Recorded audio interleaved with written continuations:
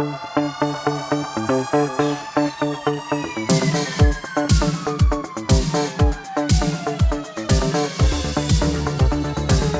up, everyone? This is the Next Tape Podcast, episode 196 with Mikel and Tanyka. where we have conversations on different topics. So today we're going to be going through a 3-topic episode, and we're going to provide you with the topics and plus more. Tanyka. Okay, so we are going to be talking about a former student given 5 life sentences for murdering 3 football players. Someone I didn't know about. We're going to be talking about 25 no added sugar breakfasts and 1 form of exercise that can improve your sleep. And we're doing a bonus topic. Not All sure right. if Bill has anything Yeah, either. I probably will. If not, then I'll just let you guys know towards the end or the Okay. middle of the episode. Okay. Yeah. So the first topic. So this is in Charlottesville, Virginia. So a former University of Virginia student was sentenced to life in prison for fatally shooting 3 football players and wounding 2 other students on the campus back in 2022. Judge Uh-huh. Cheryl Higgins gave Christopher Darnell Jones Jr., who had been on the football team, the Uh-huh. maximum possible sentence after listening to 5 days of testimony. Jones did plead guilty last year. So clearly, whatever this was basically just the sentencing phase since he pled guilty. Um, The penalty includes 5 life sentences, 1 for each of the killings, and that the victims were Devin Chandler, Lavelle Davis Jr., and Deshaun Perry, uh, and the aggravated malicious wounding of Michael Hollins and Marley Morgan, who, so those are the 5 victims. Authorities said Jones opened fire aboard a charter bus as he and other students arrived back on campus after seeing a play and having dinner together in Washington, D.C. uh, The shooting erupted near a parking garage and prompted a 12-hour lockdown of the Charlottesville campus until the suspect was captured. Many at the school of some 23,000 students uh, huddled inside closets and darkened dorm rooms, while others barricaded the doors of the university's stately academic buildings. uh, Jones' time on the team did not overlap with the players he shot, so I guess he didn't play with these kids that he uh, shot. And there was no indication they knew each other or interacted until briefly before the shooting. So this just makes it seem like really weird. Like, what was his? And that's they want to know what the motive is, but that's the problem when you don't want a family, or in this case, families, having to go through a trial and uh, obviously having to go through all of the really bad details of how their loved one was killed. But on the same token, it's like you get absolutely no answers as to why someone would do this. uh, Um, it kind of reminds me of the Idaho um, killings that happened probably around this time, and I can't remember exactly what year it was, but I think maybe a year prior or the same year, and the same thing. Like Brian Koberger did not. He pled guilty uh, or accepted a plea deal and pled guilty, and he killed 4 people.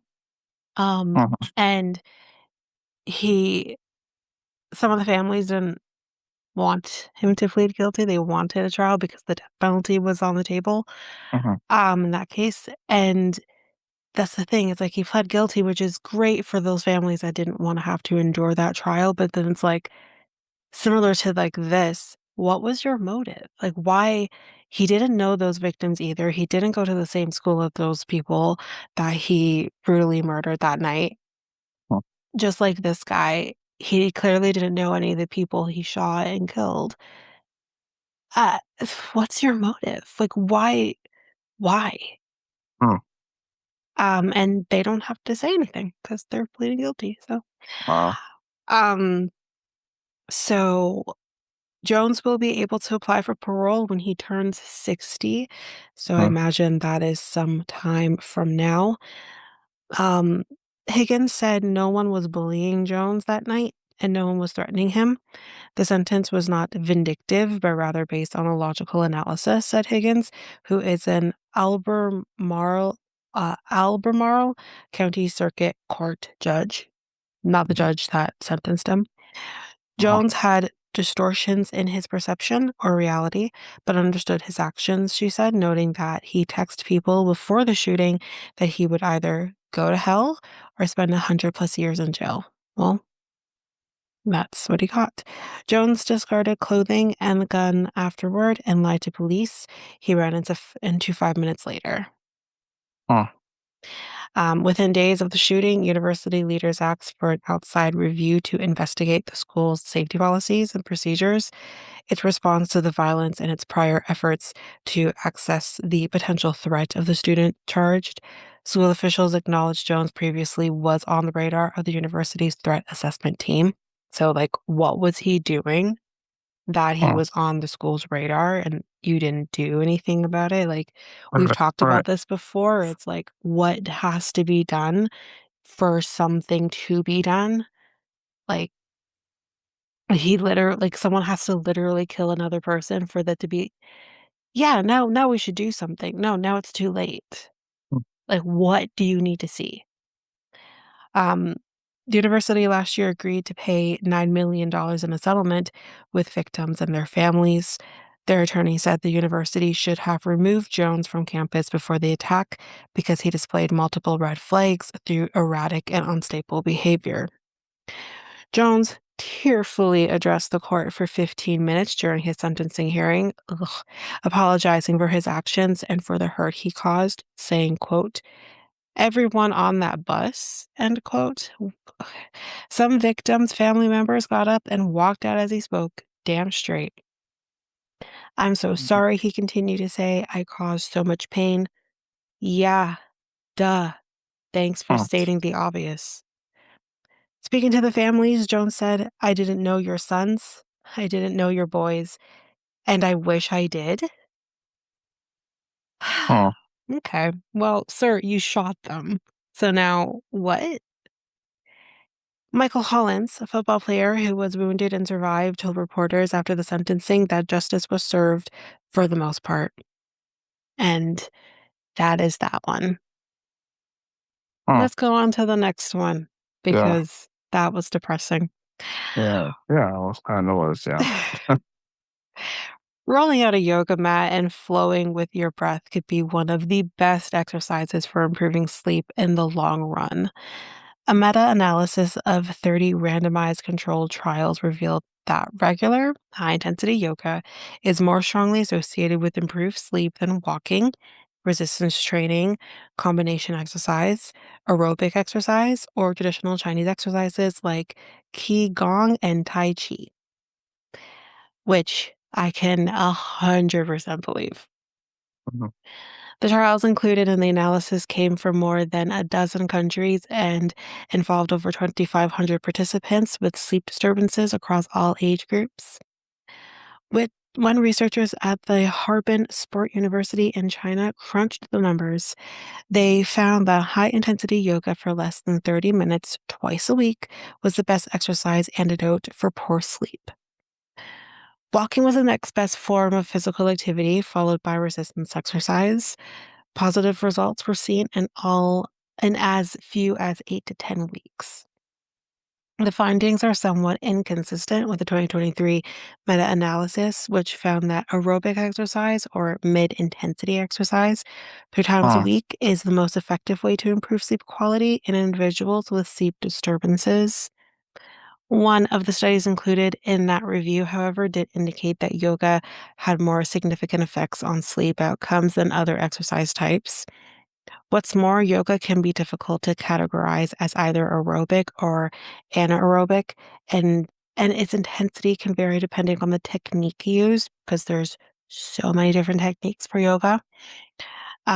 Perhaps these differences in practice can explain why the outcomes differ from trial to trial.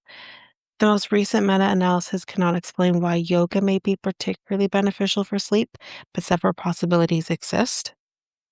Huh. Um, Not only can yoga raise the heart rate and push the muscles, it can also regulate breathing because, as any person who's done yoga at least once in your life, breath work is a part of yoga.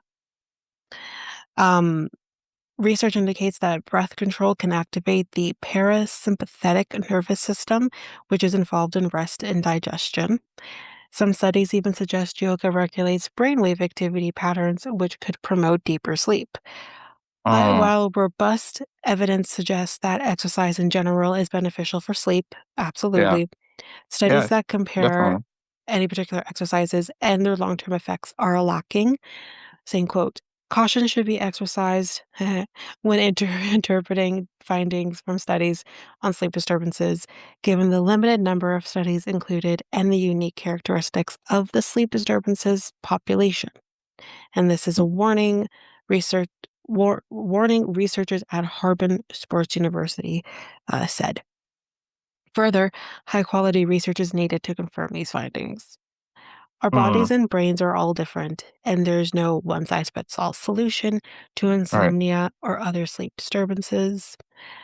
Um, so yeah, I mean, for me, I've always heard just exercise in general helps with sleep, helps regulate a lot of different things, obviously. Mhm, mhm, Um, because I think what people don't realize is the hormones that are involved.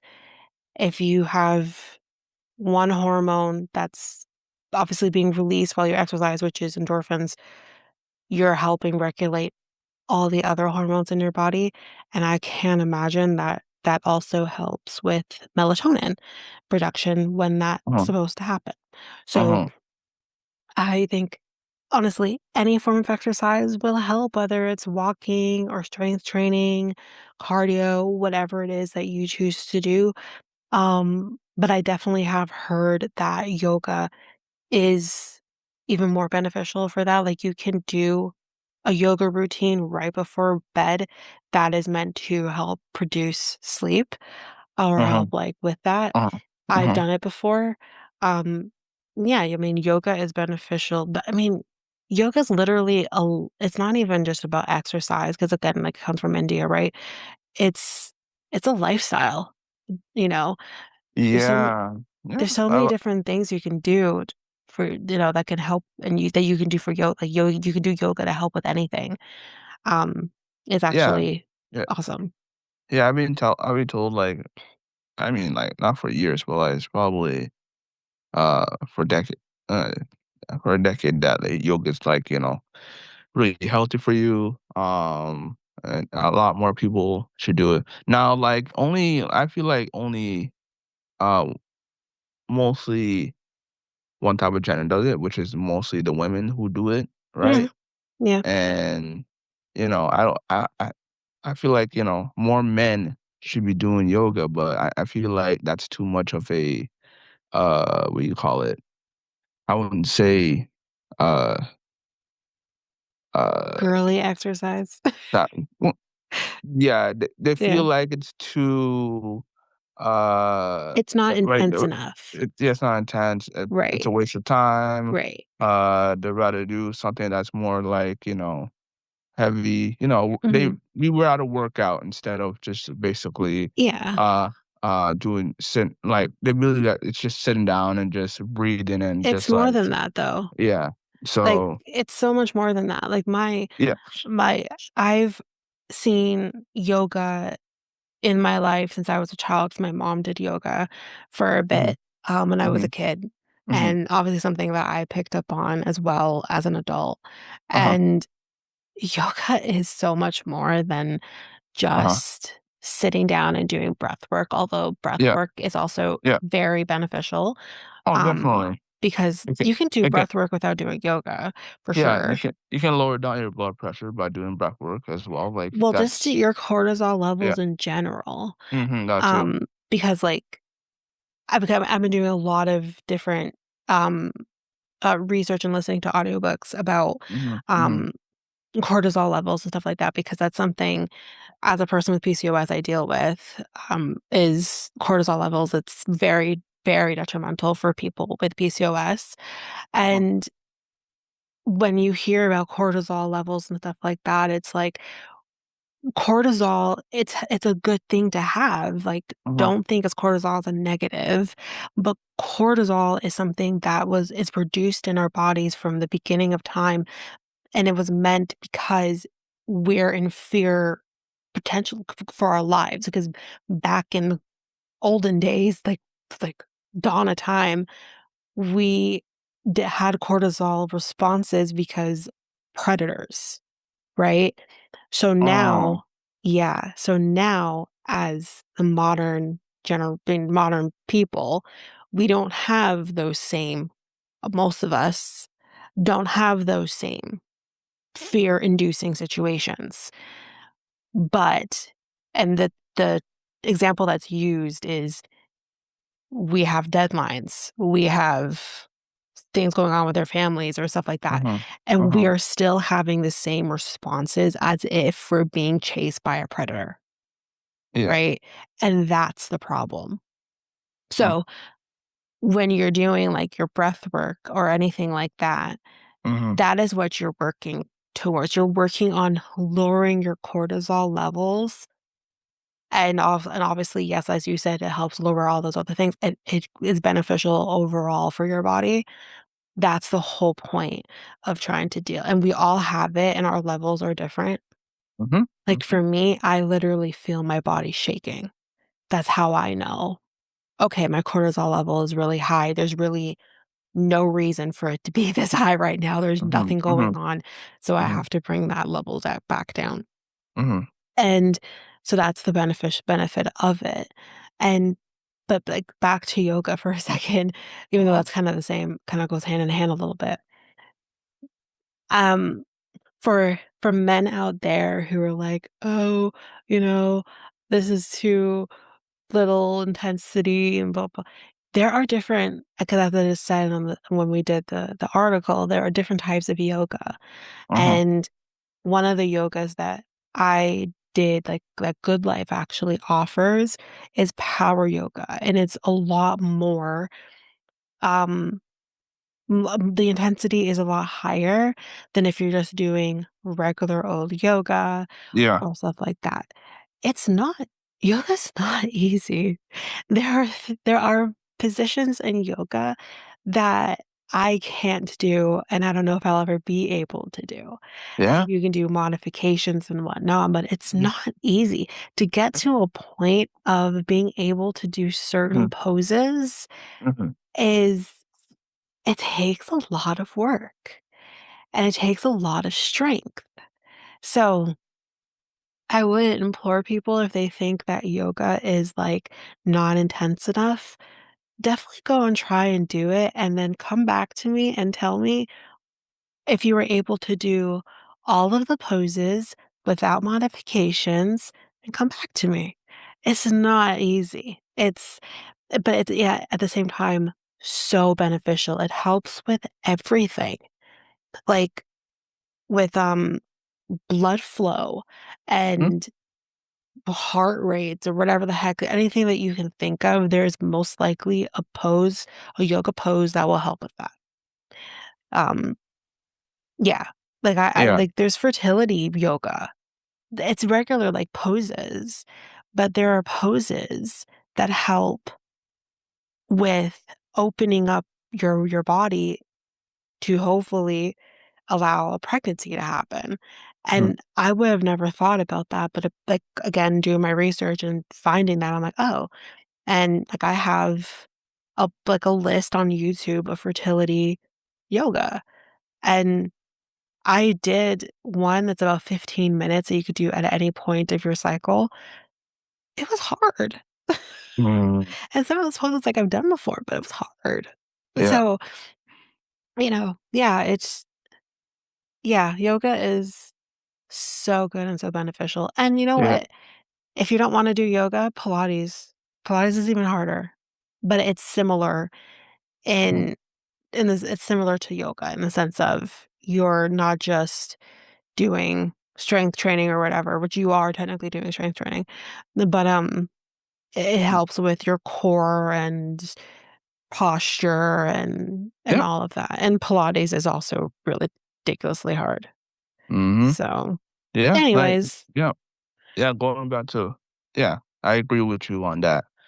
Uh, like, I don't know if this is recent, like, people are doing, like, yoga and saunas now as well too, so, like, I don't know if that's yeah, all they hot yoga. sometimes. Yeah, hot yoga, there we go. That's Yeah. been, like, I think for, like, I don't know how long?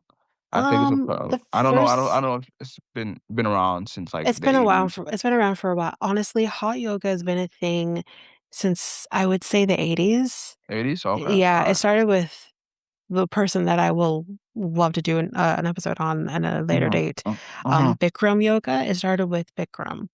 mm, He's a piece of shit, but, um, he's what started hot yoga.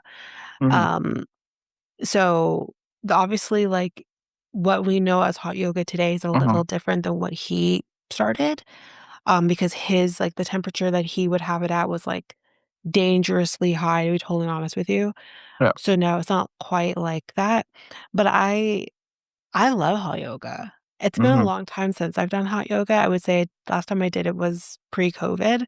mhm. Um, but I started doing hot yoga, when I got my first gym membership, and that would have been 13 years ago. Right.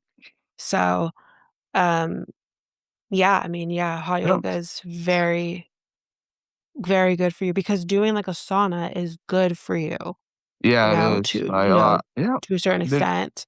there needs to be more saunas, and I don't know, I agree. there's a lot in Ontario, 'cause there is more there I heard there's a lot in, like, Finland, I heard. Is And that where? true? Finland. Finland? I don't know. I don't know. Yeah, let's check that. But But, like, yeah, I just heard, like, how beneficial, like, doing I already kinda knew that, but yeah, I listening yeah, to, again, another audiobook, I just found out, like, how beneficial doing it is, saunas yeah. are in terms of regulating whatever it was that I was Mhm. taught they were talking about again, I can't remember, 'cause I listen to a lot of different audiobooks at the moment, but, Yeah, um, and then another one's cold plunges as well. I don't know if I I can do can't. that No, one. thank you. Just Mm-mm. Nope. I don't know if I can do it. Maybe I'll try it one day, just one You could time. try by doing Uh, because I've done this. yeah. You can try it by doing, cold to hot, Yeah, yeah, yeah, and yeah. you could do it like 20 seconds cold, 20 seconds warm. Yeah. And the goal is to get up to I think it's 2 to 5 minutes of cold. So maybe that's something I'll try again, but, like, Uh-huh. I'm telling you, man, I can't do it. Yeah. I know respectfully, I understand because, like, Yeah, I see that. I see a lot of people saying that it's healthy for your body, it right? is. It really yeah, it really is. I I really just feel like like so to say this, I really feel yeah, like yeah, men, just in my experience with yeah. being in a shower with a man, they Yeah. tend to really keep the water temperature a lot cooler than a woman does. Mhm, mhm. So I already feel like you're on a good track if you tend to be, like, on the Mhm. cooler side, which I understand, like, men Yeah. kinda have to do anyways because body temperatures have to stay regulated for, whatever. But, Mhm. yeah, because I just know in my experience with, like, my ex or my current boyfriend too, it's just like, Yeah. they're like, "Well, how can you have the water so hot?" And I'm like, "What do you mean? It's normal." Yeah. Whereas it's, Yeah. like, cold. I'm like, "What the hell? Mhm, No, thank mhm. you. I couldn't even Yeah. handle that." Yeah, yeah, a lot of, like, athletes, like, do it as well, like, they Yeah. do it before, like, cut so I know a lot of athletes are most likely in pain because, they I have can to, like imagine that probably really does hurt yeah, the yeah, pain, yeah, yeah. so yeah, it Yeah. does, yeah, 100%, so, but yeah I'm a little too, triggered when I hear cold plunge for anyone who's watched Love Is yeah, Blind, you get it. yeah, yeah, So, yeah, oh, that guy. I just think men would rather do that than yoga, I believe, because I Yeah, say but again, cold yeah, plunges isn't exercise just though, yeah, right? I've yeah. seen men do yoga. Let me make that Mhm. very clear, Yeah, okay? yeah. I've seen No, no, men no, no, do no, no, no. yoga. The studies do say that like a lot like here the studies here are saying that like women make up about like 72 to 80% of Yeah, yoga, and yeah, then which men is are definitely 20 to 28%. So like yeah, yeah. yeah, yeah. There are No, men I that think mm, that yoga I feel like everyone should try yoga at least once, and yeah. I think, like, bringing that into your regular regime, which is Mhm, it helps with, like, everything, like, if you have a backache mhm, or whatever, you could be any ailment you could be dealing with, either Pilates or yoga, I think are, like, the 2 that are so beneficial. So, mhm, mhm. that's my opinion. Yeah. And we tend to build a lot of stress in terms of like a lot of Uh-huh, situations as well. So uh-huh. like basically, yeah. Preaching to the So choir on that one. yeah, yeah. So yeah, um, we should definitely should try yoga, even though we don't participate that much. We should definitely try it because it could relax us and you know, Yeah, etc. Yeah, yeah. I mean, yeah, I but yeah. think, like, starting with just even starting with breath work.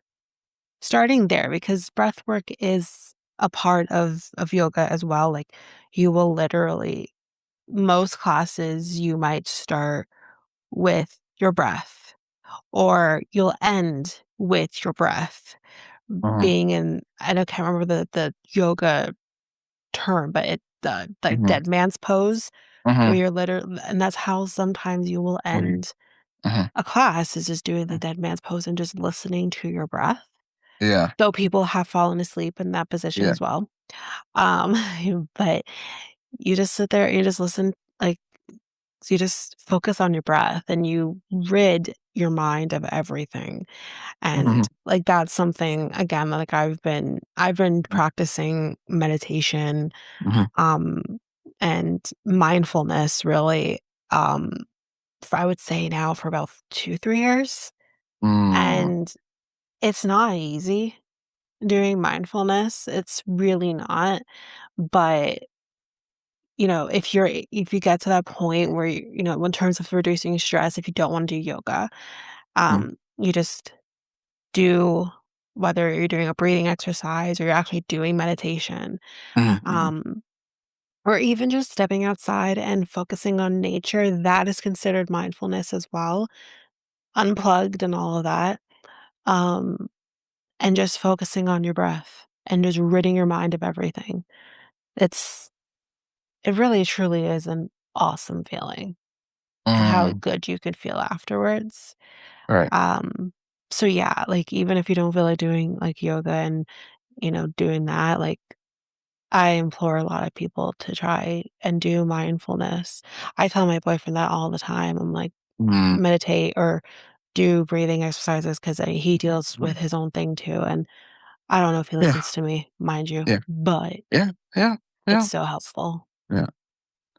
So, okay. So, the Canadian smoking ban has been looked at into the We health have a ministry, if you smoking heard it. ban? Yeah, it's been looked into. It's been looked into. They're, What's the ban entail? so the ban entails okay, this report is from CB24 Mm, Ottawa.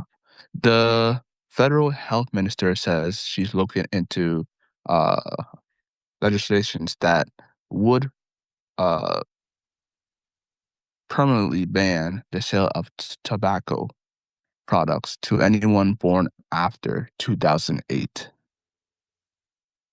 okay. So, this has been talked about for like a while because the United Kingdom has done it and they have been successful, I believe, with their rule over overseas. And yeah, I've been hearing this going around for quite a bit, banning smoking, how cigarettes and probably vaping. They're looking into vaping as well.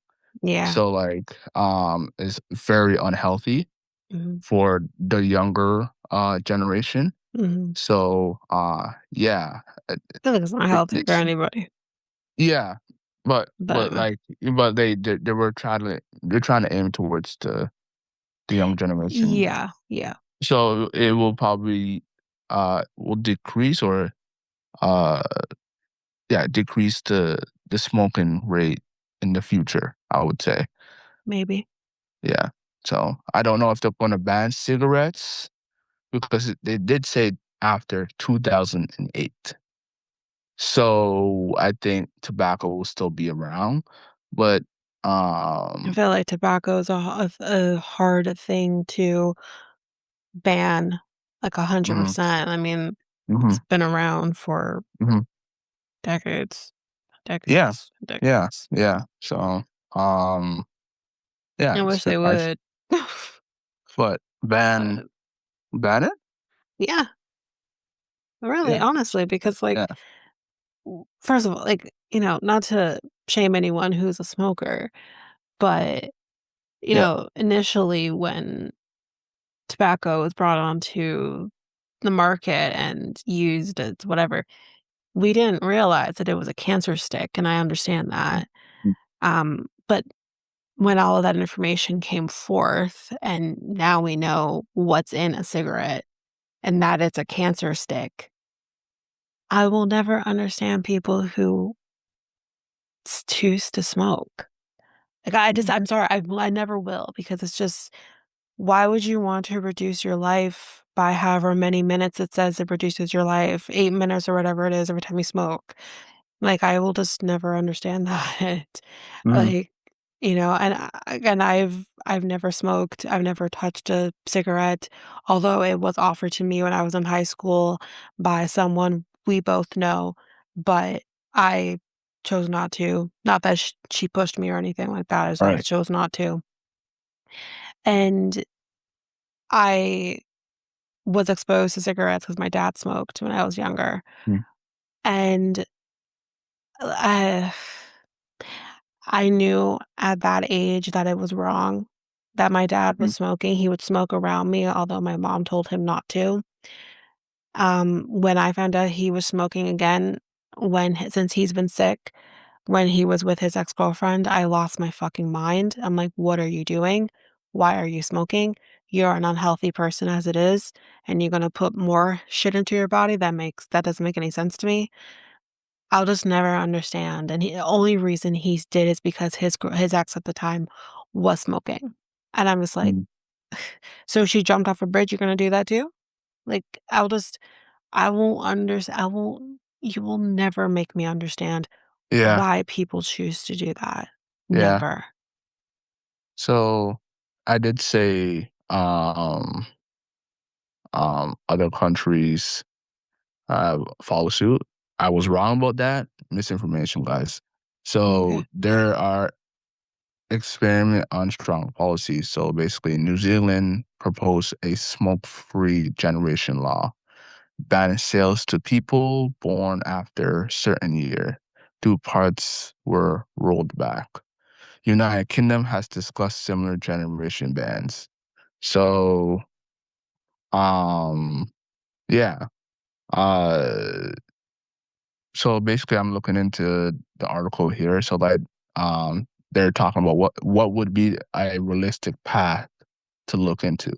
So maybe gradually raise the legal age, reduce the nicotine levels, restrict where tobacco can be sold, or promote alternatives like vaping through that is also regulated. Mhm. So um, we understand that like smoking is a leading cause of death. Mhm. It, Mhm. it is like number one leading cause of death. Yeah. I would say cancer and smoking. It's like Oh, yeah, because one A one people B. who tend to smoke are getting Yeah, yeah, one's form of cancer and then, yeah, yeah. yeah. So yeah, so it would be good. I sent a call to my friends who do smoke this. They agreed that they should put this law or policy in place Mhm. and yeah, yeah. So yeah, I don't smoke at all, and No. I approve of this 100%. It will probably make the newer generation, well, not after us, before us, right? After us, yeah. After us, healthier Yeah, in a way. yeah. Um, so yeah, it will reduce I'm not saying that like when they get to a certain age, they will it will completely wipe it, but No, no. will reduce Yeah, the heavy, like, cigarette smoking yeah, generation. yeah, and honestly, I feel like a lot of I mean, I don't think it's the case for everybody. I know there's people who do get influenced and Mhm, whatever to smoke mhm. or do whatever else. Yeah. But I do think that there is, like, a predisposition for people whose parents also smoke, Oh, yeah. and I think because, like, they see them smoke and then, because I had a friend who, in high school who she smoked, Mhm. and her parents smoked, or I don't know Yeah. if both her parents smoked, but I know her mom definitely did, and she would say to me, "Oh, like, my parents would be mad if they saw me smoking," and it's like, "Why?" Because they smoke, you know what I mean? Mhm, mhm, And, like, even, like, 'cause she's Muslim, so even during Ramadan, you're not supposed to smoke. She was supposed to do a lot of things, but she still did. mhm, mhm, Smoking was one of them. Um, mm, and it's just like, you're not supposed to you're not supposed to do this. But she didn't care. She smoked, she ate food, she didn't care. She wasn't mhm. supposed to.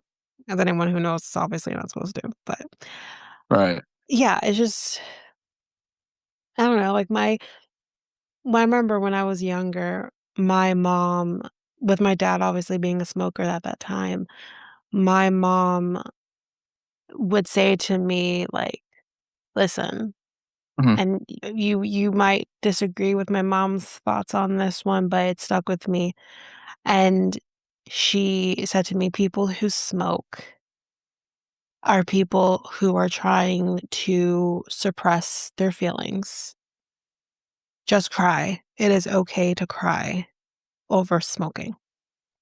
And that always stuck with me, and it was honestly my mom's voice in my head when that particular person Yeah. offered the cigarette to me, Mhm, and I'm mhm. like, "No, Yeah. no." Um, I thought even one puff was gonna screw up Uh, my lungs, so no. yeah, yeah. So, yeah, I agree with you. I feel like when I saw my dad used to, like, smoke, like, He some would I smoke like weed though, right? yeah, you would do that and Yeah, smoke cigarette. I'm like, yeah. how do you, like, Now, uh, weed is it's different in the sense of y how it affects yeah, one's yeah, yeah, body yeah, yeah, than yeah, tobacco. I do yeah. think tobacco is worse Mhm. than weed. Unless it's But continue. chemical marijuana, unless Well, yeah, because chemical, yeah, because you could smoke weed without the yeah, THC, but mm, obviously that's not what people are doing. They smoke it because they wanna get high, yeah, and this yeah, may be a stereotype, but I'm allowed to say this because 'cause I'm Jamaican. yeah, Jamaicans smoke weed, and they smoke yeah, a lot of yeah, it, yeah, yeah, so they do, yeah, you can't, yeah. but yeah, continue with what you're gonna say. Oh, yeah, but what was on leading to that is basically, uh, the generations that smoke the most, Mm, is like, the heavy smoker. Gen mhm. X and baby boomers are the heavy smokers. You think so? The millennials are moderate. So, Mm, we're in the middle. So we're not really, but still smokers at the same time. So we're not really the heavy ones. We're in, like, in the middle of the pack. And then there's Gen Z that does it extremely less. So they're the healthy generation. I would say they're more the healthy generation than the millennials and then Gen X and the baby boomers. So, and then there will be the next generation that comes out, which is Generation Alpha. If you guys don't know about that generation, uh, that will get more of this policy if it comes to effect. So, yeah, they're going to be even more healthier than the Gen Zs and millennials and Gen X and baby boomers. So yeah, I think this policy or this uh bill will help make the new generation more healthier. So um yeah, Yeah. yeah. Yeah. Yeah, I guess it would make sense that the baby boomers and the Gen X, because I guess that was like during the time where we thought cigarettes Yeah, was fine. yeah.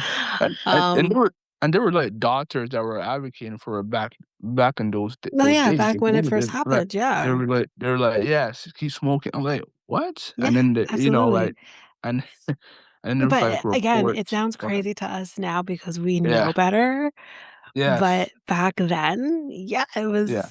it was a different time, Yeah. right? Yeah. Where we just didn't have the knowledge. Like Or the anything, right? We don't yeah, have the yeah, knowledge scientific. of Yeah. anything until Yeah. Yeah. science catches up and you're like, "Oh, Yeah. Yeah. like Exactly. this isn't good." That that's crazy. I Doctors know. at the day telling you, yeah, go ahead and smoke. I mean, listen, this might be Yeah. um something that maybe I shouldn't say on the Yeah, recording, but I'm yeah, pretty sure I've said this before. yeah. So, whatever. Doctors are always going to tote the thing that is the new thing and benefits them, because some of these Mm, doctors could lose their license if they don't, kind of situation, mm. kind of like with the COVID vaccine. Uh, I said it. do you think it was because back in the, well, I mean, like, and I'm saying because of COVID, I don't know but how it would have uh, gone with cigarette smoking research. because it wasn't the same thing as the COVID vaccine, obviously. Mm, We were dealing mm, with a pandemic, that's totally different. uh-huh. But I don't know what the reasons would have been for cigarette smoke. I think for smoking cigarettes, I think it could have just been, I don't know, because Lack of it's a research new we didn't thing have. and we just didn't have Yeah, the research that we yeah, have, and yeah, and did yeah. yeah, yeah, because now we, like I said, now we do. So, in terms Mhm. of, like, COVID, I think it was, like, mixed with, like, truth, misinformation, everything was going around. So, like, it was just like Yeah, I truly, truly think, I'm not saying that every doctor had yeah, the knowledge, but I yeah, really do believe that doctors, higher up doctors, knew that this vaccine ain't gonna do shit, mm, really and truly. Or potentially this could make matters worse for people who have underlying conditions, and I believe most people on the planet have some form of an underlying condition. And, um, and I think although there may have been doctors who mhm, had the opinion that mhm, this is not a good idea right now, mhm, they couldn't tell their patients that. mm, Otherwise, they could have lost their license. Because I said it, I think I said it before in the podcast, I had my naturopath who, yep, let's not get it twisted, naturopaths are doctors. They go mhm, through the same channels that a westernized doctor goes through. The difference is that they will tell you the truth. I had my naturopath telling me, "Don't take the vaccine. You do not know what it is going to do to your body as a person who has an mhm, underlying condition." mhm, Um, but my doctor was telling me it was safe, was telling my grandpa it was safe, telling my grandma right, it's safe. right, Um, my grandmother, I go through the things that my family has gone through since COVID, taking the COVID vaccine. mhm, It makes me angry. I have a grandmother who is not the person that I knew growing up. She's a mhm, completely different person now. I'm gonna try not to get mhm, emotional. She's a completely different person now. And I mhm, do associate that to her taking the vaccine. My grandpa is having these crazy heart rate situations. I contribute that back to the vaccine for him too, because he had an adverse effect to the first dose of the vaccine. My mom having cardiac heart failure, I attribute that back to the COVID vaccine. And I don't know what the heck it's done to me, mind you, but I have with the different things that I've gone through, like the gallstone, like Mhm, kidney stones and everything that I mhm, never dealt with before, I'm being told that that is all a trickle down effect of my PCOS. Maybe my PCOS could have just gotten worse over time, who knows? But it seems interesting that since I took the vaccine, then is when I started having these issues that I wasn't dealing with before. I do not know if that's the vaccine or not. And it just mm, this is what I mean is the research I'm not saying that there's anything wrong with the vaccine in hindsight, but what I am saying is there wasn't enough research done on it to know how it is going to affect people. mm. And that is all I asked for. That's all I think anyone should ask for is for the research to be put into it. They didn't this is a prototype for what they were trying to work on for SARS. And SARS wasn't nothing they were doing for the vaccine for SARS or MERS was working. And this COVID is similar to that. And all of a sudden, in the matter of a few months, you have a vaccine Mm. that's going to get rid of COVID or whatever they were was saying to people at the time. Really? And we all Well, just hopped onto that as if it was golden? yeah, No. I think well, I just wanna do a short, talk shortly about this. I just think, like, there were, like, scientists that were working on COVID before Well, yes, COVID that's what I pandemic said about happened, SARS way and before. MERS I just think, because it's like, there similar to yeah, COVID, but yeah, I they just did think not yeah, master it then. ye yeah, I And just all think, of a like sudden now and it's still COVID is still different than SARS and MERS. But they all of a sudden were able to master it in this time of a few months. mhm, You can't convince me that you mastered a vaccine after a few months. I'm sorry, you can't. We were let's we were injecting this thing into our bodies. We were injecting COVID into our bodies because that's what a vaccine is. You're injecting the disease into your body so that you can create some sort of, you'll be able to fight it if you were to get it, yeah, whatever. But we're injecting this thing into our bodies, not truly knowing how this is going to turn out. And everyone reacted differently to administering the vaccine.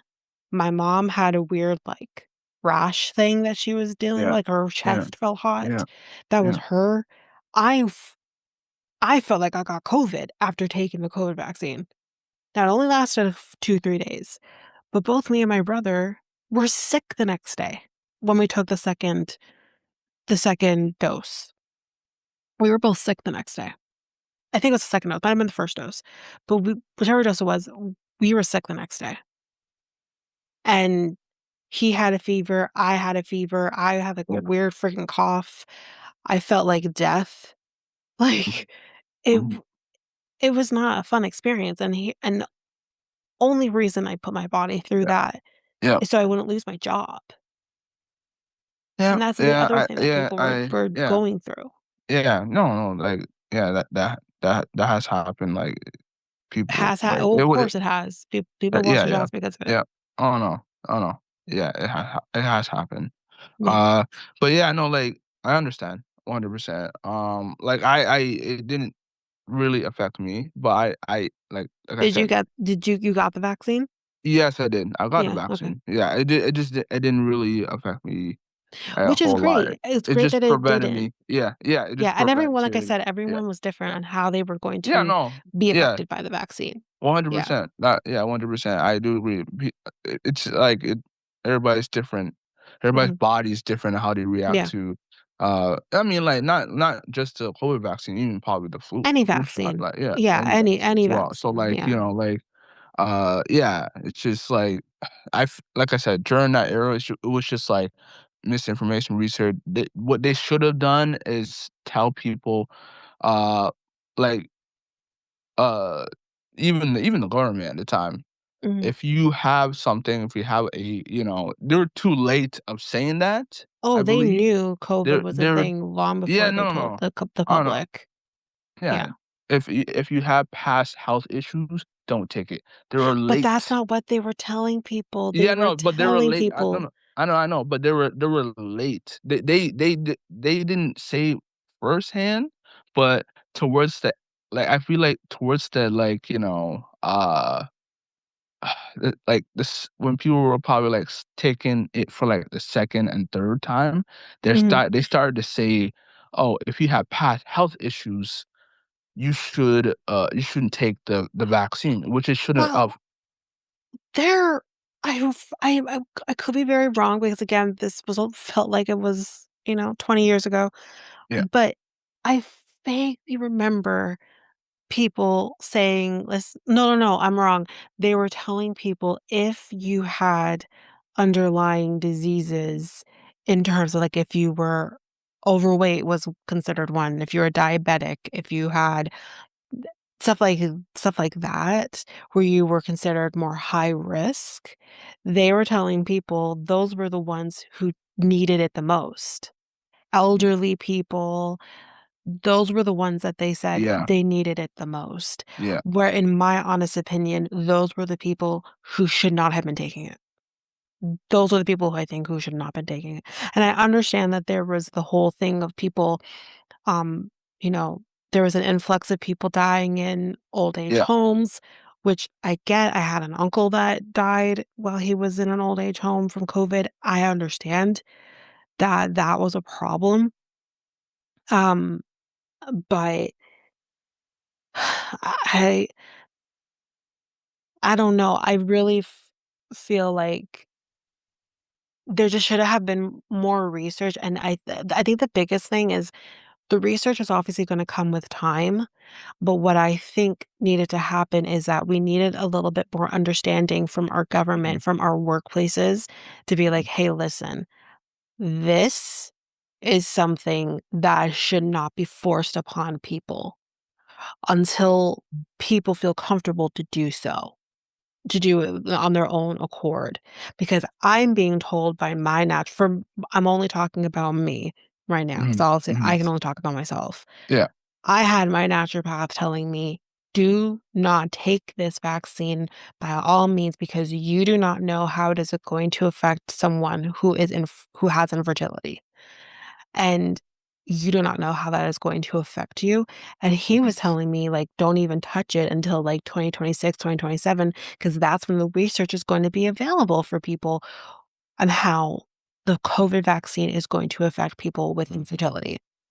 Right. But then when I have my work telling me, "Oh, you need to come into the office, but if you don't wanna come into the office, you can work with these other lawyers who are staying home during the pandemic," where meanwhile, my Mm. boss is going into the office, but Mhm. that's not my problem, but whatever.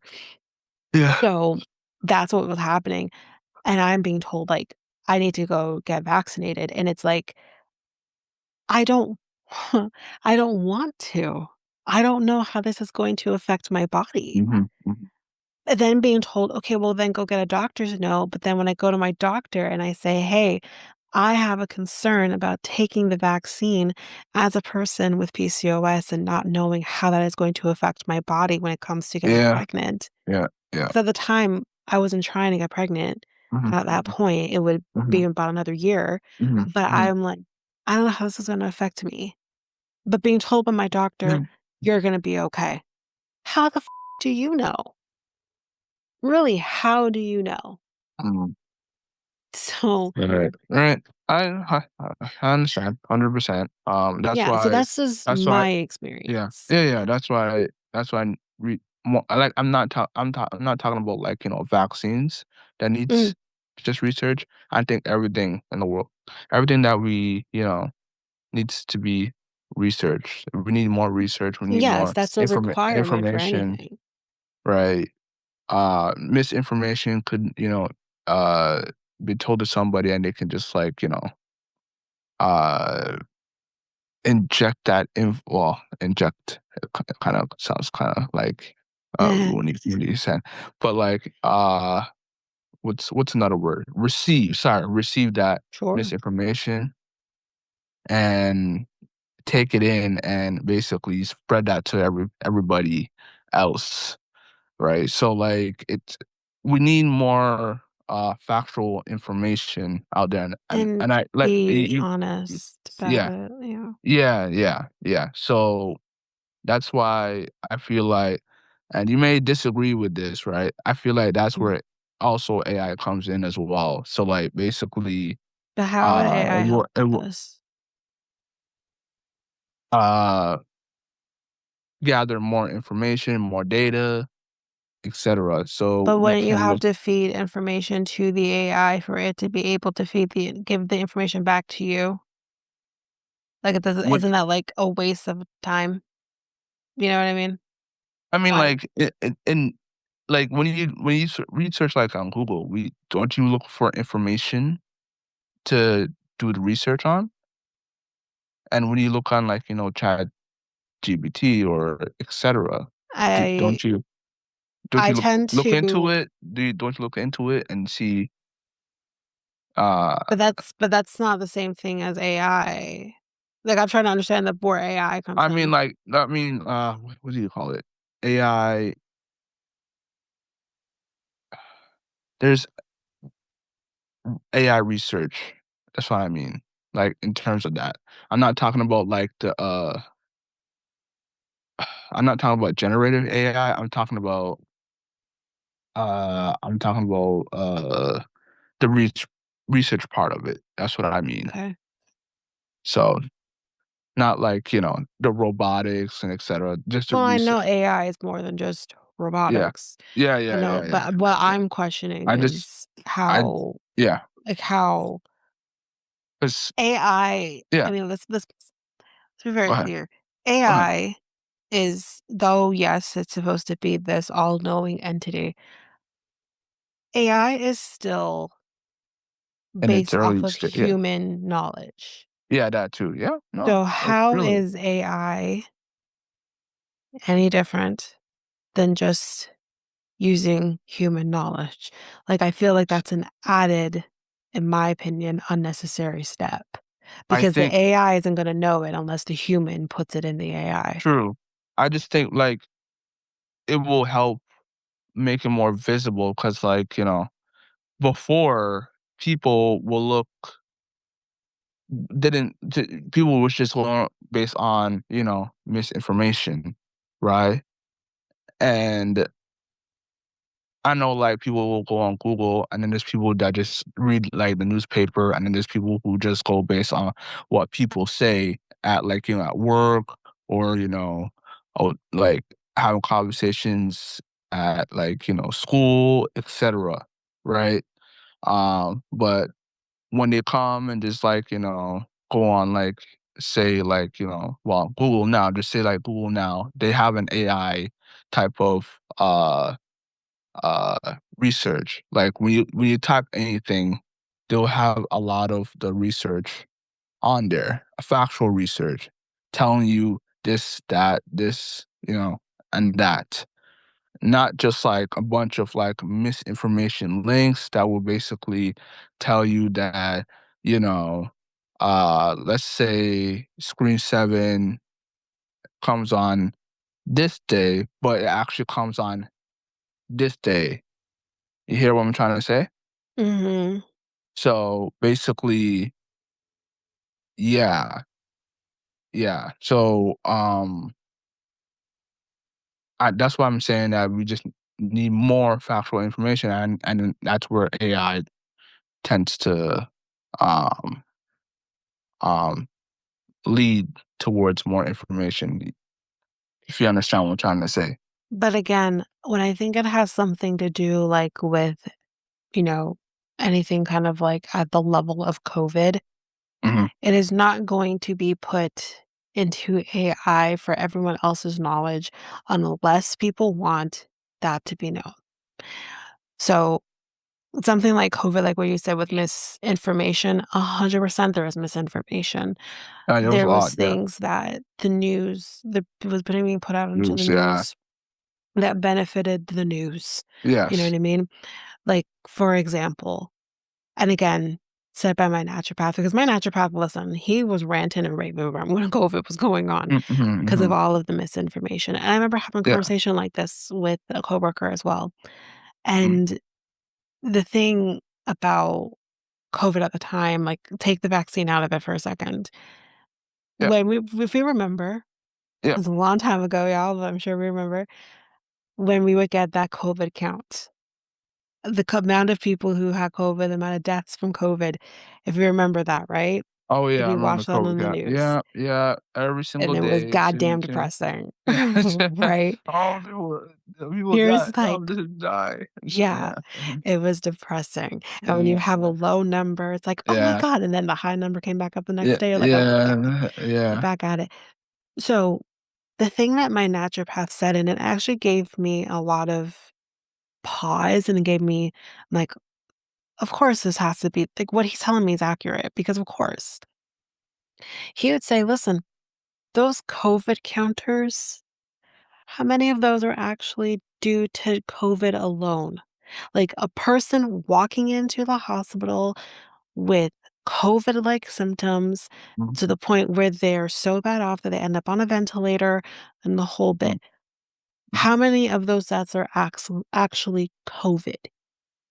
Because the thing that was happening, we didn't talk about it then, but I'm putting it out here now. What was happening is people could have gone into the hospital due to a car accident, or if they got hit by a bus, or if like whatever, and they died. You really think so? It got Yes, that's what he was mixed telling me, and I had the same conversation with a coworker as well.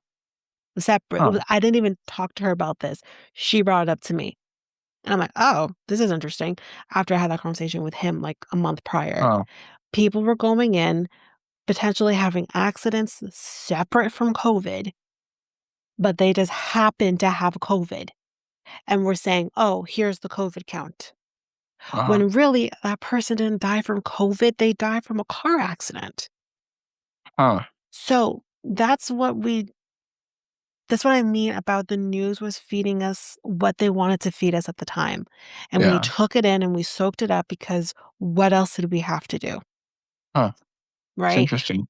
We're in our I thought they were just mixing the flu with no, COVID as well too. no, because the flu and COVID are very different. You Yeah, yeah, can yeah, yeah, they're yeah, they're different, not the yeah, yeah, I same understand, thing. but I You thought they were just can't you can have the flu and have COVID yes, as well. Like my mom, for example, last year having the flu. She didn't have COVID. She had or did she have COVID? No, she didn't have COVID. She had flu, she had pneumonia, and then she had something else as well, but it wasn't COVID. All 3. Oh, no, she did have COVID. No, wait. Whatever it was, she had 3 different things going on, yeah, all yeah, separate from each other. uh-huh, And so, yeah, you could definitely have the flu, uh-huh, but and also have COVID, yeah, interesting, but yeah, but that's exact but to add on to your point, though, uh-huh, people could have gone into the hospital with very bad flu-like symptoms, uh-huh, died from the flu, uh-huh, potentially could have had COVID as well, and they would have attributed that as a COVID death. yeah, that's the That's lot messed up. I didn't know about the car thing that you were talking about, like, Yeah, and this is a it's interesting, conversation what would hmm, yeah, because I do like, listen, I didn't believe in the whole, "Oh, the vaccine is a chip," and all of this nonsense. I didn't believe in that whatsoever. uh-huh, But what I did believe in is that the government and governments, not just our mhm, government, but yeah, I would even say the states as well at the the time, were possibly the world, telling possibly, possibly, were yeah, telling their narrative of the story yeah, to create fear in people. I am not debating that COVID was bad. I am not yeah, debating that people were dying from COVID.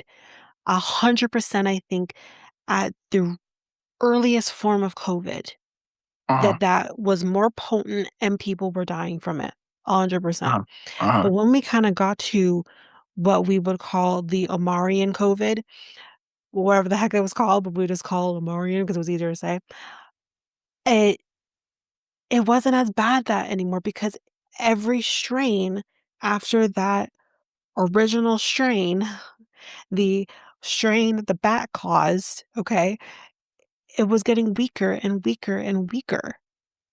And people are not going to die from those weaker strains as they were from those earlier strains. But somehow, some way, people were still apparently dying from COVID. But how many of those were actually COVID? Actual COVID related people? I don't know. We will never know. But do I believe, at least in the first 6, 8, maybe even a year, can I believe that deaths were bad when it came to COVID? 100%. Mm, 100%. I mean, look at mm. Italy. They got hit really bad with COVID deaths. Yeah, I 100% think that's because of COVID, nothing else. yeah, yeah. I like So, I said, I think the world just didn't understand oh, at the like, hell what no. they were did it what they were coming to, like, No, no. so, yeah, and yeah, yeah, I do agree, like, what you said about, like, AI, et cetera. There needs to be, like, more human research for AI to just, like, make it more visible for people who just spread misinformation, in my But there opinion. also has to be transparency Yeah, that too. from the higher I ups. agree. Yes. And if there Yeah. isn't transparency from the Yes. higher ups, then we have a problem. Mhm. Yeah, We have a I problem. agree. So I agree. And I feel like we're getting we're we're getting to a point where we're reducing there's still misinformation out there, but we're getting to that point where the reduce of misinformation is common, right?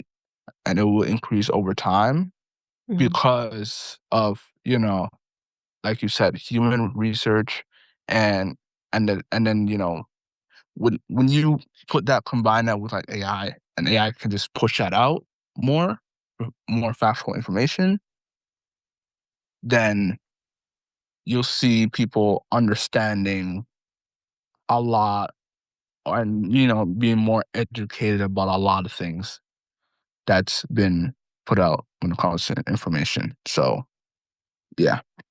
So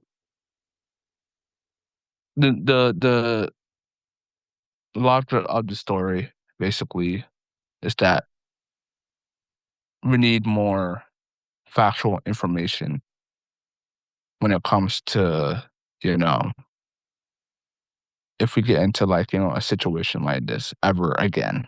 So, I hope this never happens ever oh again, at yeah, no, least not like in our lifetime. hopefully, like, because that I think like information was like it was just a mess Mm, everywhere back before 2019. I like I think our government leaders are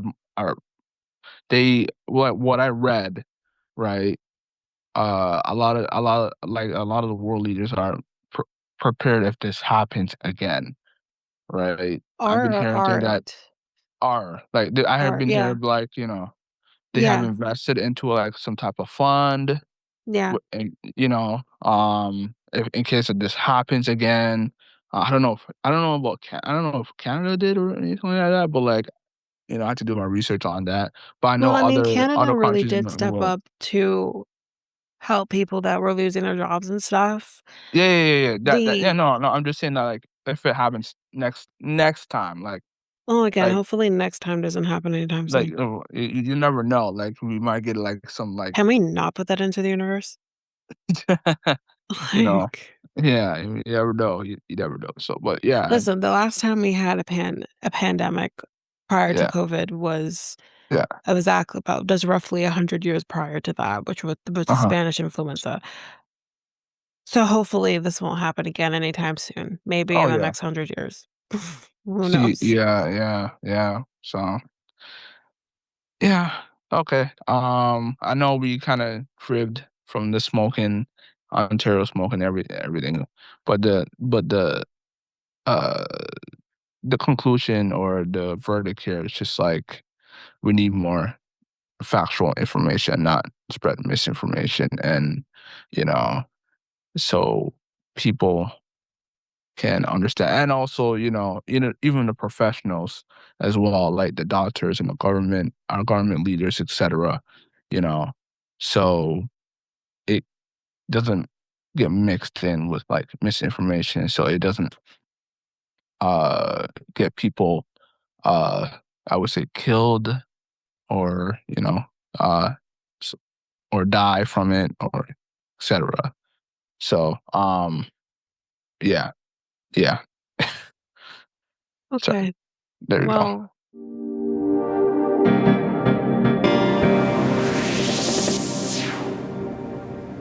as me coming in with the second topic, so that we don't have to bore Mikel with all of this, and makes the episode go by just a tad faster.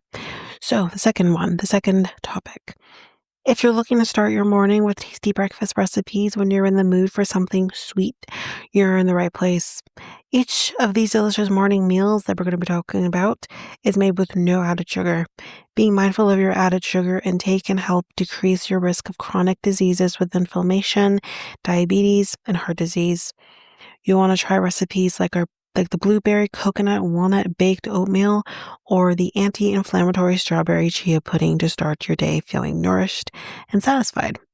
So again, all of these recipes, if you're interested in any of these that we'll talk about, is eatingwell.com, and just basically put in 25 no sugar breakfasts or something like that. First one, orange peach chia seed smoothie. Sweet, juicy oranges and frozen peaches are blended with creamy strained Greek-style yogurt and sweetened naturally by medjool dates, creating a perfectly balanced flavor.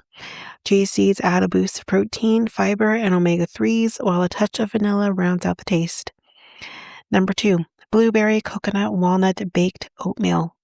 This blueberry coconut walnut baked oatmeal gets natural sweetness from banana dates with bursts of juicy blueberries and a nutty crunch from walnuts. This hearty dish is perfect for meal prep or sharing at brunch, offering a nutritious start to your day. Number 3, anti-inflammatory strawberry chia pudding. This strawberry chia pudding is a convenient grab-and-go breakfast with plenty of benefits. Strawberries are loaded with antioxidants, while chia seeds offer omega-3, fatty acids, fiber, and protein, all nutrients that can help lower inflammation. Number 4, green smoothie. This vibrant smoothie is a refreshing way to start your day. The spinach blends in seamlessly without overpowering the sweet tropical flavors. Banana adds a creamy texture, while mango and pineapple bring natural sweetness and a bright, sunny taste. Number 5, slow cooker oatmeal. Here's an easy way to serve a crowd to a hearty breakfast. You can assemble it in the slow cooker in the evening and wake up to a bowl of hot, nourishing oatmeal. The slow cooker eliminates the need for constant stirring and ensures an exceptionally creamy consistency. Number 6, peanut butter banana flaxseed smoothie. This smoothie is a creamy, satisfying drink. The banana adds a natural sweetness and helps create a smooth, rich texture. Peanut butter brings delicious and nutty flavor along with plant-based protein to keep you full longer. Ground flaxseed boosts are smooth. Ground flaxseed boosts the smoothie with fiber and omega-3s. Blended with almond milk, it's a quick and delicious way to fuel your day. Strawberry mango chia seed smoothie. This chia seed smoothie is a nutrient-packed drink rich in fiber, antioxidants, and omega-3 fatty acids. You can use frozen strawberries and mango, but you'll need to add extra almond milk to help it blend smoothly. Apple pomegranate overnight oats. Number 8. Apple pomegranate overnight oats are a delicious and nutritious breakfast option that combines the natural sweetness of apples and pomegranates with fiber-rich oats. The tartness of pomegranates complements the sweet, crisp flavor of apples. For the best flavor and sweetness, consider using sweet apple varieties such as Honeycrisp, Fuji, or Gala. Number 9. Orange mango smoothie. For Dylan Dreyer, today's third hour co-host and NBC News meteorologist, the smoothie is a staple in her household during cold flu season.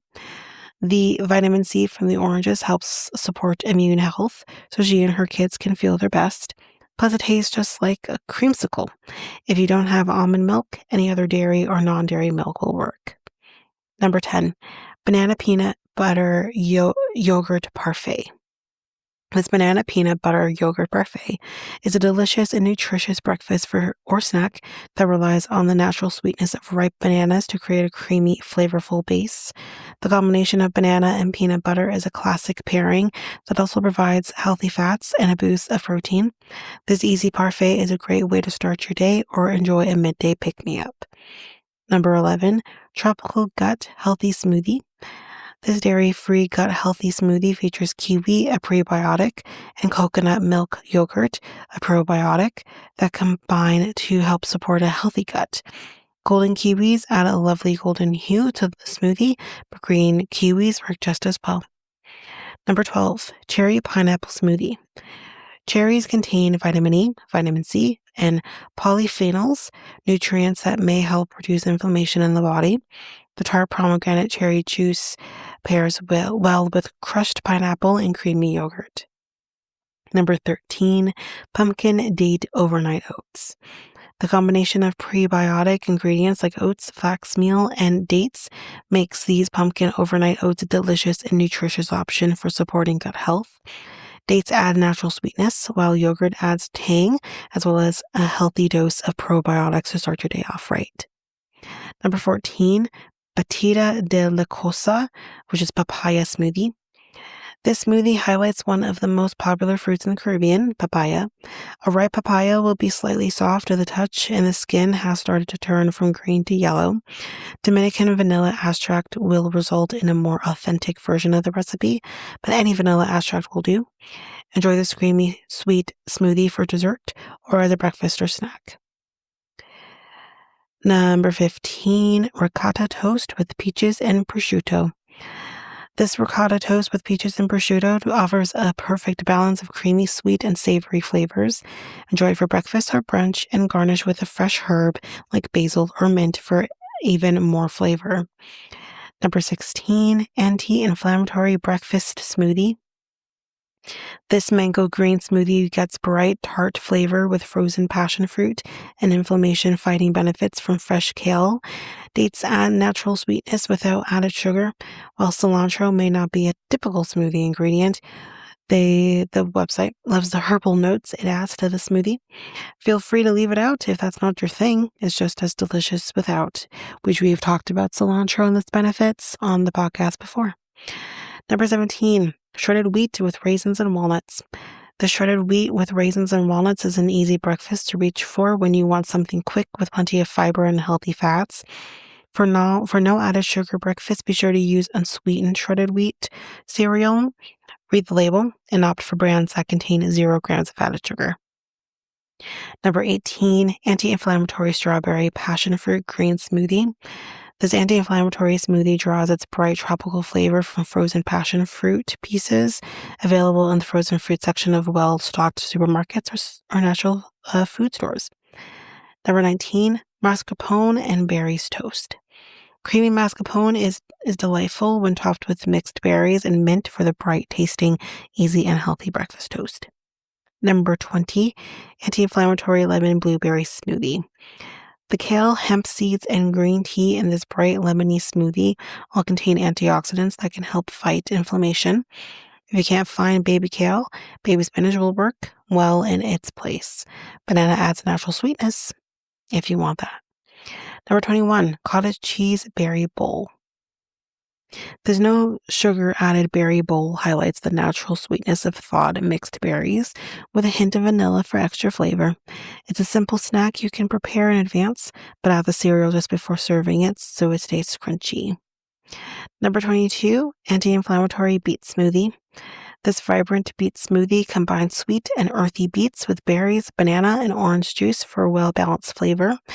Look for packaged cooked beets where the prepared fruits and vegetables are sold. Beets are high in bellotins, and an antioxidant that can help decrease inflammation in the body.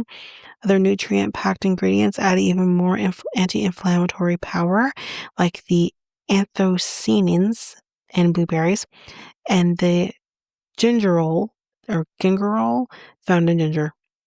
Number 23, cottage cheese toast. Say hello to our delicious and nutritious cottage cheese toast. This toast made with whole grain bread and topped with creamy cottage cheese is just the beginning. They've added 6 variations with sweet and savory, perfect for kickstarting your morning or powering through the afternoon. And last but not the least, number 24, anti-inflammatory raspberry and spinach smoothie. Start your day off right with this tasty smoothie featuring anti-inflammatory ingredients. Spinach provides antioxidants that help eliminate damaging free radicals, while raspberries contain polyphenols that have their own anti-inflammatory effects. And that is the second topic. So let's head on back into the third topic.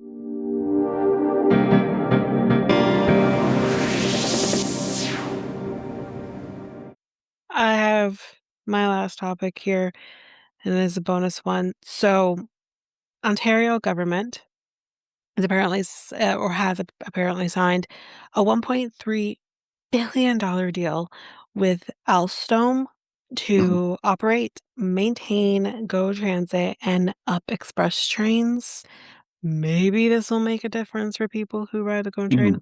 Let's see Mhm. what they have to say. So this was from March 20th. So after months of uncertainty about the future of who would be charged with operating and maintaining an expansive fleet of GO Transit and Up Express trains, the Ontario government is signing a 5-year deal with its longtime service provider. In an announcement made by Ontario Transportation Minister Prabmeet Sarkira, Yeah. he Yeah. said the mm, Yeah, I've been seeing him a lot on TV. I don't know if it's him with the, turban. I'm not sure, but, isn't that the NDP guy? I think. Well, I I don't know don't because I think haven't so. seen this guy either. No, no, no, no, no, So I not don't know. He Jackies. could. Not Singh, not him, the Okay. other, I mean, yeah, he yeah, could. whatever. It could He be, it could could have a be. Go ahead, turban. go ahead, go ahead, go ahead, go ahead, go ahead, go ahead. Um, anyway, he said the provincial government signed a $1.3 billion deal with the multinational transportation company Alstom. Ontario government officials said the contract will support more than 1,100 jobs across the Greater Toronto and Hamilton area region. For Uh-huh. more than 10 years, Alstom crews have been responsible for operating GO Transit, so they've already been operating GO Transit and Up Okay, Express trains. The company has also provided train maintenance and refurbishment services for Metrolink's large okay, fleet of trains. During the 2024 and 2025 year of operations, rail crews staffed approximately 117,000 GO Transit trips and 56,000 Up Express trips. At the end of 2024, Alstom was set to stop operating GO Transit and Up Express trains after a major contract was signed with On Express mhm, Transportation Partners, mhm, an operations arm of Express, so Ontario mhm, Express, was supposed to begin a 25-year deal on January 1st, right, 2025. It was centered on employing the operators and staff needed to run and maintain GO Transit and Up Express trains, timetable planning and train control on the network owned by Metrolinx, and maintaining all of the related right, infrastructure. However, officials confirmed in May, I'm assuming May 2025, that the deal quietly ended up falling apart.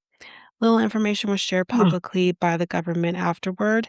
At the time it was learned that the deal was over, Metrolinx officials told City News Elstone crews were being kept on to operate trains across its regional rail network.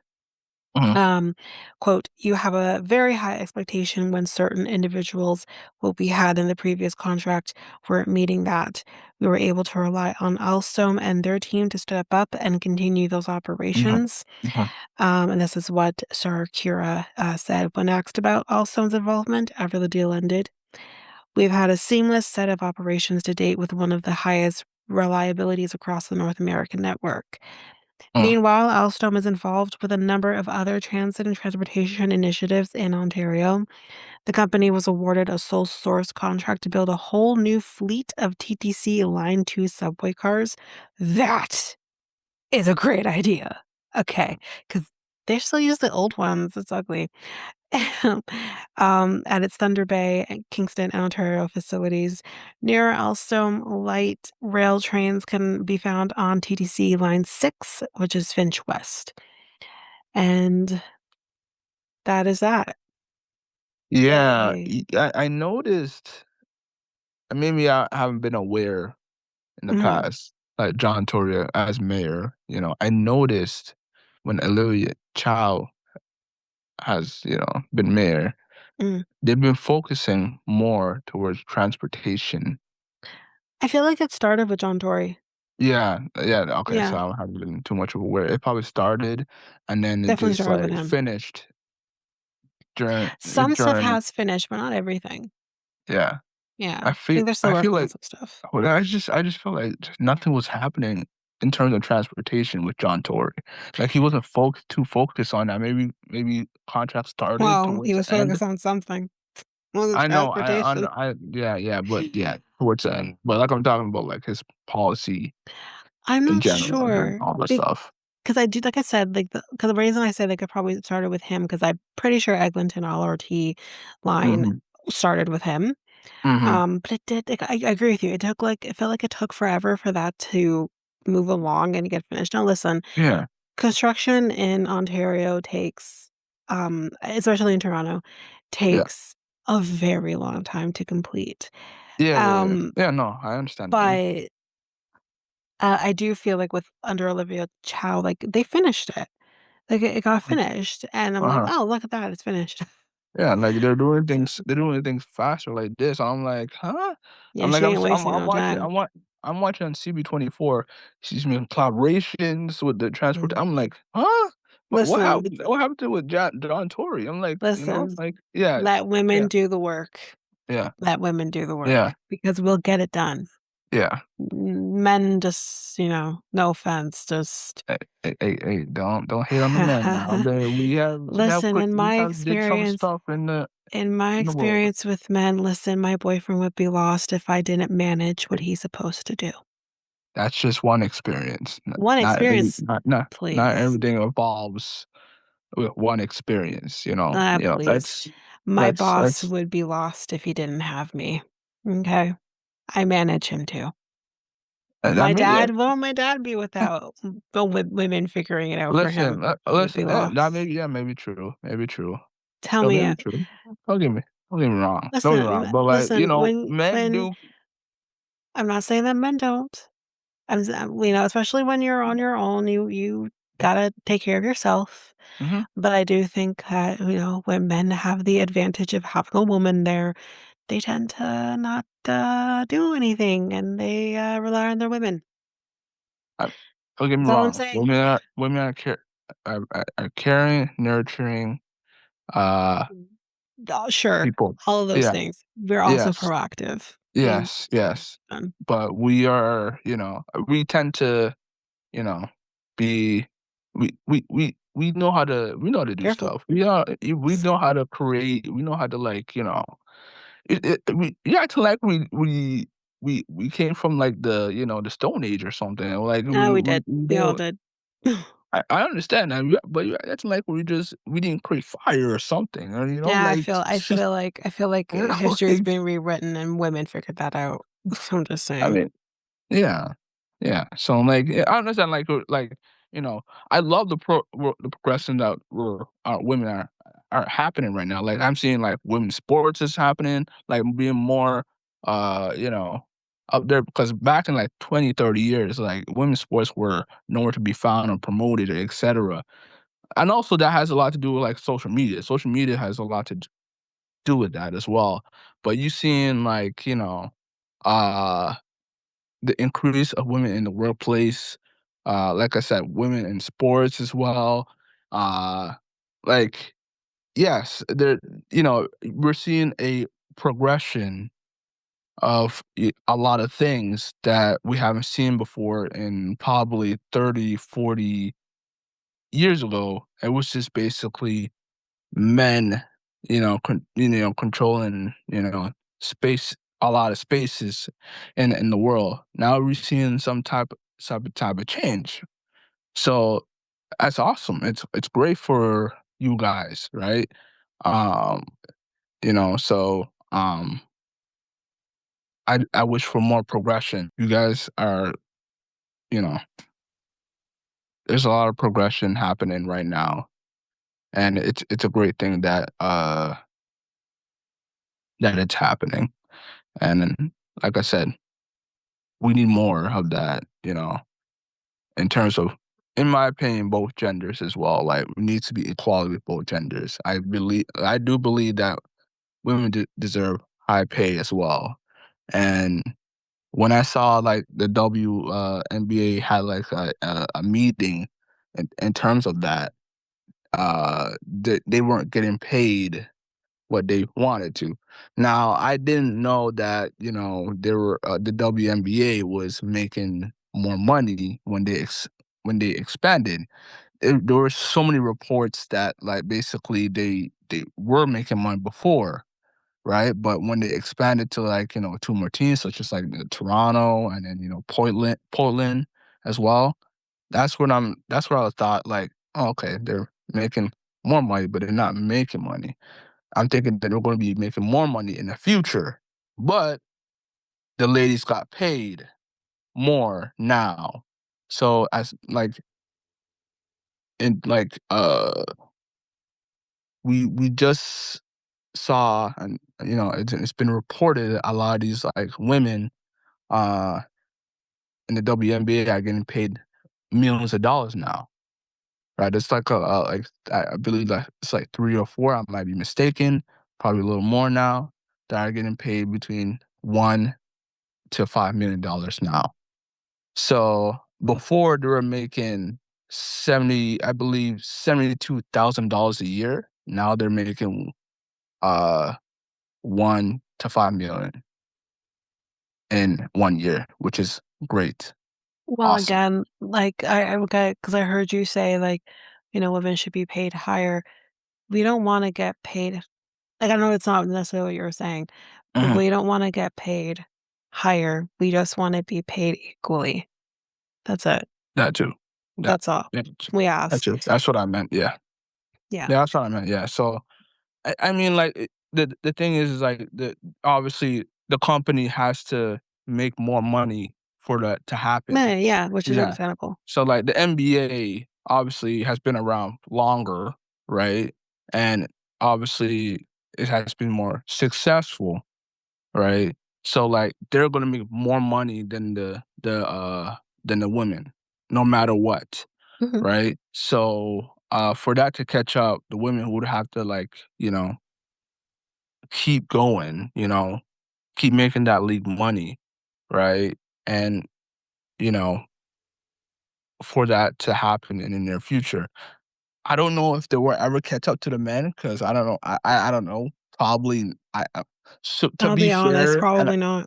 yeah, to be fair, and at times that'd be okay as long as you uh make your money. Like if you understand what I'm trying to say, right? So like Mm, um good for, like I said, I'm happy for the ladies that got their money. That money situation worked out with the WNBA, so like good.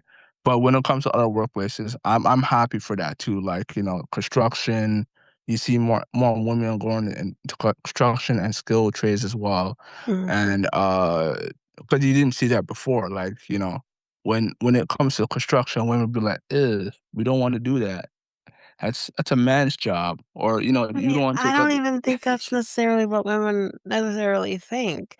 Let's make it I clear. mean, No, hold but on. I wanna say yeah, this. yeah, yeah, Women I'm sure there are some women that, yes, they don't wanna do that job, but yeah, I don't think it's because we as the women are thinking that's a man's job.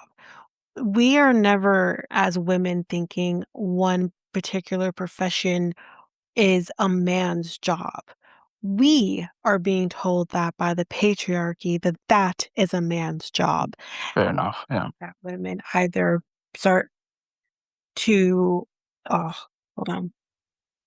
yeah, fair Sorry, enough. I No, lost no, you it. go ahead. Yeah. Yeah, go ahead. Yeah, go ahead. Um, that, um, we're being told that that is the case, Yeah, and yeah, we are then believing that, that is the yeah, case. yeah, yeah, yeah, yeah, Do you know what I mean? So, yeah, yeah, yeah, yeah. yeah, I don't think in every case that is true.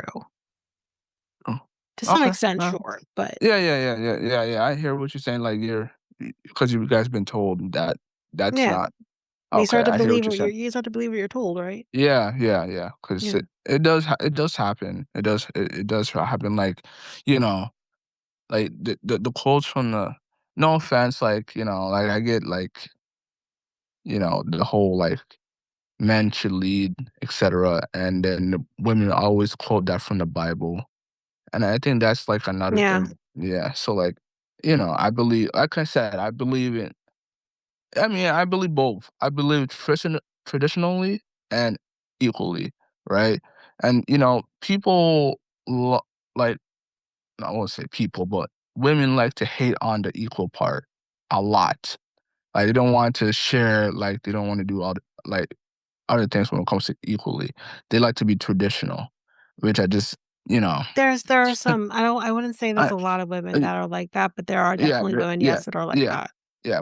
I think it's more like I ran into like I ran into to few, which I shouldn't paint that on all women, right? Mhm, It's just basically some mhm, women that you know believe in mhm, equal, you know mhm, when it comes to being equal. mhm. But yeah, I bet, like, there are also some that are basically would love to be like traditional. So, But, I'm not saying this is the case for all women or mhm, those women who believe that. mhm, Um, but I do when I hear people talk about, oh, they wish to have more traditional, type roles, especially when I watched that on, like, yeah, different yeah, yeah, reality television shows or whatever, yeah. right? Like Love is Blind, it seems to depending on where Love is Mhm, Blind is being held that particular season, it's very prevalent mhm. that there are women that want more traditional, Yeah, um, gender roles or whatever. yeah, But I do question those women that want that quote unquote traditional type situation yeah. because they want a man to make the money and then they spend the money. Like I And wonder, is like, that's is that something you actually and want, that's or is it because you just don't want to spend your money? and I think we talked about this a little bit. We touched on it a Maybe little bit before, but it mind boggles me because, like, I feel like you want to spend our money, but don't you want to feel independent and empowering to have your some own don't. money?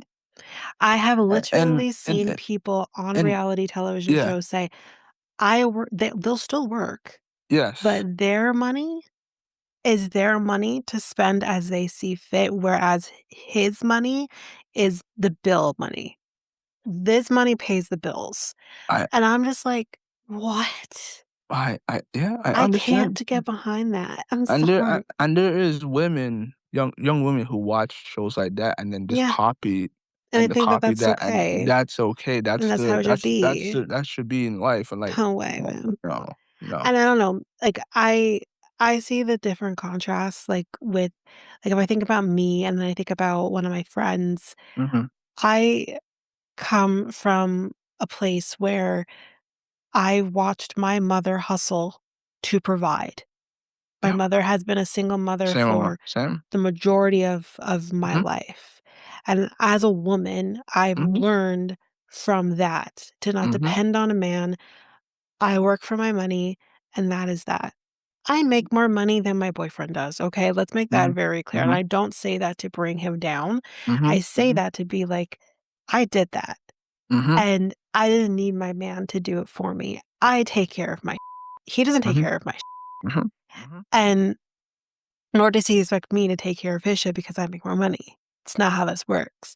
But mhm. then I have, like, my friend who has said to me she likes the traditional gender role type situation herself. She likes the feeling of having a man lead. It makes her feel safe. Yet Yes, and I'm yeah, gonna that's fine if that's how that's you fine. feel. Yeah, that's fine. Mind you, I do think a lot of her thoughts on that comes from traumatic things that have happened in life for her. Mhm. So that's one thing. But on the other hand, I I'll hear her talk about, okay, so you want that, yet she's paying the majority of the rent. She's paying like her bills and all of that. but not saying It's that not he needs to pay her bills, yeah. but the rent, that's both of you, and her Yeah, rent is ridiculously expensive. yeah. And I will say this right now, she's paying 80% of the rent, meanwhile, he's paying 20% of the rent. Mhm, She's not working, he is. mhm. So, that's what I mean, it's like you want this, but then you don't get that, and Yeah, you know what I no. mean? Yeah, yeah.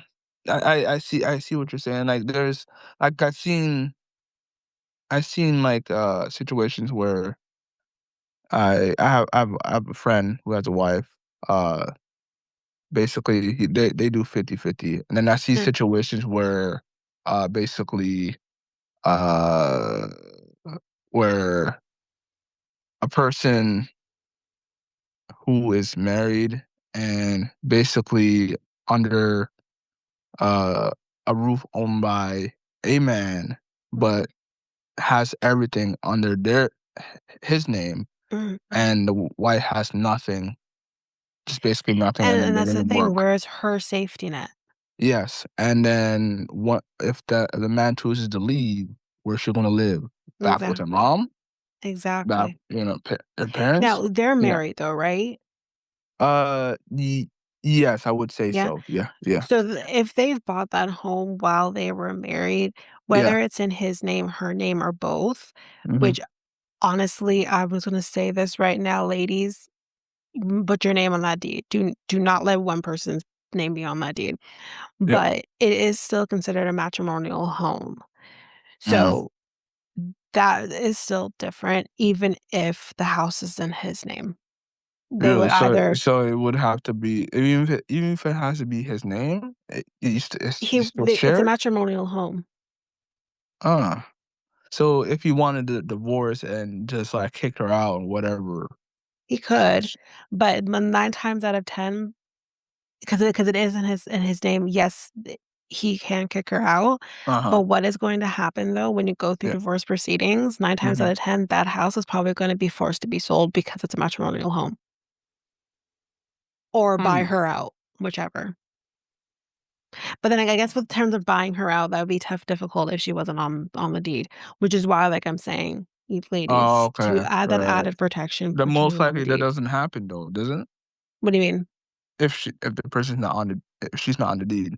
If she's not on the deed, it might be hard to buy her out of it, but it could force to sell it.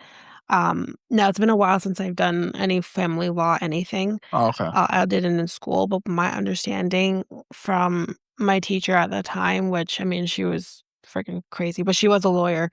Uh-huh. And my understanding of it is because it is still considered a matrimonial home, even if it's in one person's name, the other person still has some right to it, whether it's you have to sell the house in that point, and that person will still get some form of a proceed from it. You can Mm, fight it because again, a house is an asset. You have mm, to present all of your assets when you're going through a divorce proceeding. mm. Okay. So, Alright. yeah. Yeah. Yeah. Okay. So it's Alright. on the Well, table, basically. okay. So that person. Okay. But still, I No, see you when put it. your name on everything. Yeah. You In my you opinion, don't yeah. I believe in 50-50, and Yeah. there are a I couple of believe them in that 50-50 on most things, but yes. especially when Yeah. it comes to things like Yeah. that. Your Because name should be on everything. I want the woman to feel like Secure. they're secure and independent. I don't want them Yeah. to feel like they have, like, nothing at all, like, Yeah. they don't have anything. I ran in I run into, like, 2 women like that, and they ask me and I ask, like when I get to know somebody, I ask questions, etcetera, Mhm. right? Would you, uh, be okay with 50-50? And most time I get, like, a sturdy or, like, a disagreed response, right? Mm. And that person responded with, "Look, I don't wanna touch my finances. I don't wanna touch anything when it comes to, like, money. I'll let you do it." And I'm like, "So Like, you're gonna they don't even you s wanna deal yeah, with, like, a the budget or finances, anything. yeah, yeah. You So know? you're Well, gonna let, like, I'm thinking way in the future, right? That's That's how I think. hilarious to me. Yeah, which that's how I think, right? So you don't want our daughters to know, like, you want me like, I I come from a family, and maybe you can agree with this. I come from a family where the women did the finances. My grandmother did the finances yeah, in that marriage with, yeah, the marriage between my grandparents. yeah, Obviously, my mom's taking care of her own finances as a single person. Um, in my relationship, I deal with finances, and he's even said, "You got that. I ain't going to touch that," because he knows I'm all over this. Don't come mhm, over here and screw up what I'm trying to do here. So, yeah, and again, like, I manage my bills, he manages his bills, mhm, but when it mhm, comes to both of us, both of our bills that are come together, which is obviously our rent, um, anything to do with our fertility treatments, anything to do with other stuff or whatever, um, that is me. I manage, I tell him what to do. I do the math, I need this X amount, and I tell him, "Give me X amount." mhm. That's me. I manage all that. So it's crazy to me that women today are just kind of like, "Oh, no, you can handle it. I don't wanna touch that." What? Yeah, yeah, Yo, like, yeah, maybe I'm yeah. just a controlling person, but, like, I have to have control on all things. Yeah, no, I like I said, I told that person, it's just like she looked at me, she that person looked at me awkward and just basically, I don't know. It was just like I was just thinking like I was just trying to help her out so she can understand.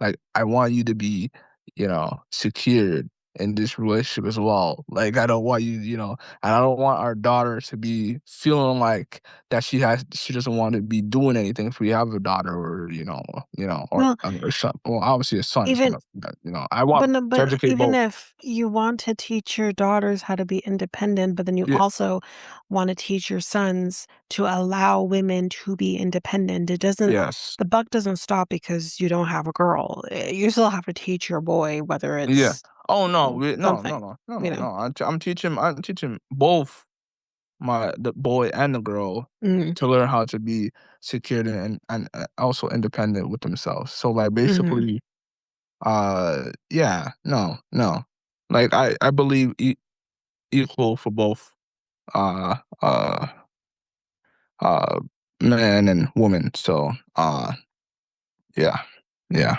So that's all I have to say to that. I just find that kind of like, mm. I know we went off topic a little Yeah, bit, but yeah, that's basically what I have to yeah, say about that.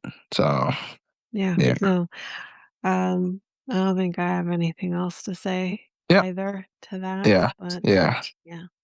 Okay. All right. That's today's episode. Uh, Mhm. like I said, we kind of went off tangent with a couple topics. So, A little bit, but and yeah. So, yeah, that's it. That's all. yep. All right. We will be back on Thursday with, uh, another episode, and Mm-hmm. yeah, I think that's Okay. it. All right. Peace, guys. Bye. If you liked what you heard with our podcast, you can head on over to our website, which is solo.to/next take podcast. There you can get any of the links to any of our social media, which is Facebook, Instagram at Next Take Podcast, and Twitter, TikTok, and Blue Sky at Next Take Pod. You can also find links to our Reddit page and many other things, I'm sure. Can't remember all the top of my head. You can also email us at mikeltanika@gmail.com. There you can send us any inquiries if you have, any questions, or also any episode ideas. And if you do have episode ideas, just make sure you put in the subject line episode ideas, and we'll add it to our list. If you also liked us, you can like us, rate us, follow us on any of your favorite podcast apps. You can rate us however, on Spotify and Apple Podcast. We would greatly appreciate that. And we'll also move forward and share or spot a light on those who give us 5-star ratings in the future. That is it for us. We'll see you next time for the episode.